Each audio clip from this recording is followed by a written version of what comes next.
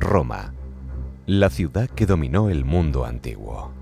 La historia de Roma está estrechamente ligada a su vocación expansionista. Primero fue el dominio de Italia, para más tarde ganar a los cartagineses el control sobre el Mediterráneo. En el año 218 a.C.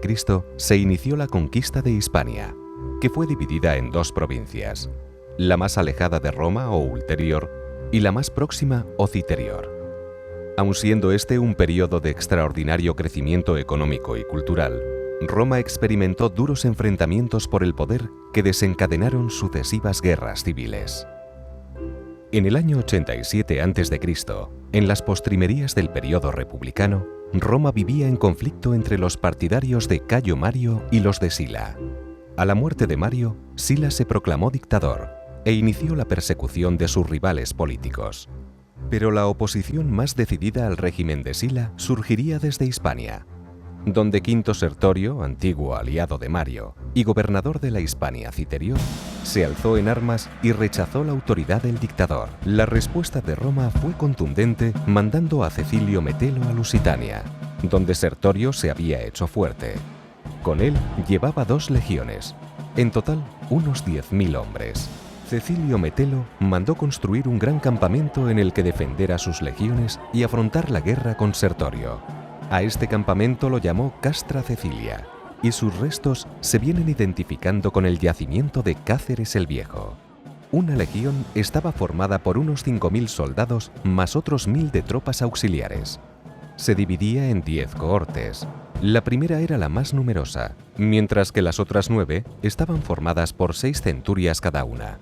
La centuria era la unidad táctica básica y estaba compuesta por 80 hombres al mando de un centurión. Cada unidad se dividía en equipos de 8 soldados, llamados contubernios, que compartían tienda o barracón para dormir. Había soldados de infantería ligera, infantería pesada, arqueros y jinetes. Cada uno poseía un equipamiento militar propio.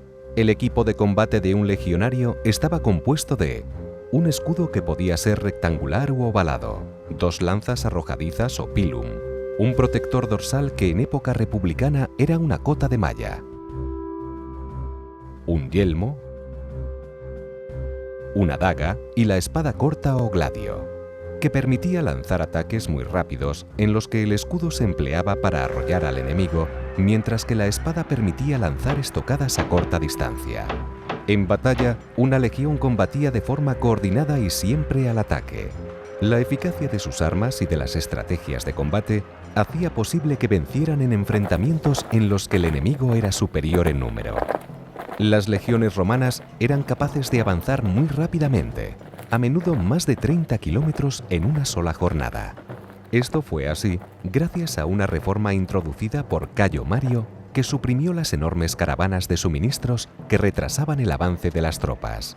En su lugar, determinó que solamente se pudiera llevar una mula por cada 8 soldados, que cargaría con la tienda para dormir, un molino de trigo y otras herramientas. A su vez, cada legionario debía cargar con su equipamiento completo, compuesto de 4 estacas para la valla del campamento, un azadón, un zapapico o una pala y un cortador de hierba, raciones para 5 días, agua, utensilios y cacharros para la comida, un capote para el frío y un juego de sandalias de cuero de repuesto. En total, más de 30 kilos de peso, por lo que al verles no es extraño que se ganaran el sobrenombre de las mulas de Mario. El campamento era el lugar donde las tropas se guarnecían después de una jornada de marcha, según la peligrosidad del lugar de acampada y el tiempo que fueran a permanecer allí. Levantaban defensas más sólidas y construían edificaciones más duraderas. Cáceres el Viejo se corresponde con un campamento estable. Así lo atestiguan sus sólidas murallas de piedra y el grado de riqueza y suntuosidad que llegaron a poseer algunas de sus estancias. El campamento tiene forma de rectángulo casi perfecto que le confieren sus características esquinas en ángulo. Mide 680 metros de largo por 400 metros de ancho y representa una superficie equivalente a 38 campos de fútbol. El campamento está rodeado por 2 fosos excavados en el suelo de pizarra. El foso exterior es algo más pequeño que el interior, que alcanza de media los 3,5 metros de ancho y supera los 2 metros de profundidad. Entre el foso interior y la muralla se dejó un espacio llamado berma de 2 metros de anchura, pensado para que las piedras desprendidas de la muralla cuando era atacada por el enemigo no cayeran dentro del foso, lo que habría inutilizado su función defensiva. Para su defensa, los legionarios levantaron algo más de 2 kilómetros de muralla construida en piedra. Esta tiene una anchura en la base de 4 metros y debió superar los 5 metros de altura. Para construir la muralla se levantaron primero 2 lienzos paralelos a base de bloques de piedra sin trabajar unidos con barro. Para reforzar la estructura, a intervalos regulares, se unían las 2 caras de la muralla con muros transversales que cumplían la función de tirantes. El espacio entre las 2 paredes se rellenó de tierra y piedras más pequeñas.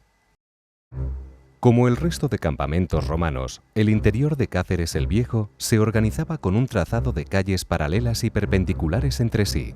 La Vía Principalis, la Vía Praetoria y la Vía Quintana eran las calles de mayor anchura y comunicaban con el exterior del recinto a través de una serie de puertas abiertas en la muralla. En el caso de la Vía Principalis, alcanzaba los 20 metros de ancho y estaba construida siguiendo una técnica simplificada de las utilizadas en la construcción de las grandes calzadas, como la Vía de la Plata.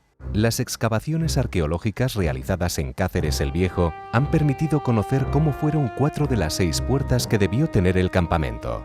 La Porta Pretoria fue la más importante del recinto.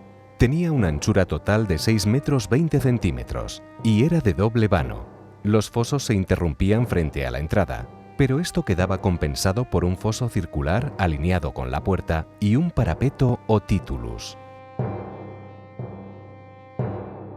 La Porta Principalis Sinistra era algo menor, con 4 metros y medio de ancho. Al igual que el resto de puertas, el doble foso quedaba interrumpido para permitir el acceso, aunque este se defendía con un foso adicional más pequeño. El acceso estaba flanqueado por 2 torres de la misma anchura que la muralla. Con el paso del tiempo, esta puerta dejó de utilizarse, por lo que se cegó el vano con un muro, se continuó el foso hasta hacerlo continuo y por último se adosaron edificaciones extramuros en el espacio de la berma. Se construyeron edificios y dependencias dentro del campamento con distintas funciones. El Praetorium era la residencia del pretor u oficial al mando. Fue un edificio de planta cuadrada de unos 70 metros de lado, organizado a partir de un patio central desde el que se podía acceder a las dependencias privadas del jefe del ejército y a otras más pequeñas destinadas a usos de intendencia y administrativos. El Questorium, edificio destinado al cuestor o recaudador, era un gran edificio de planta cuadrada ordenado alrededor de un patio con habitaciones bien acabadas, con suelos de ladrillo o enlosados.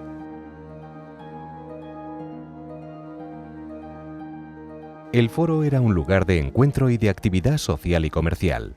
En Cáceres el Viejo ocupaba un gran espacio cuadrado de 135 metros de lado, abierto por el sur y rodeado de tiendas y de otras dependencias por los otros 3 lados.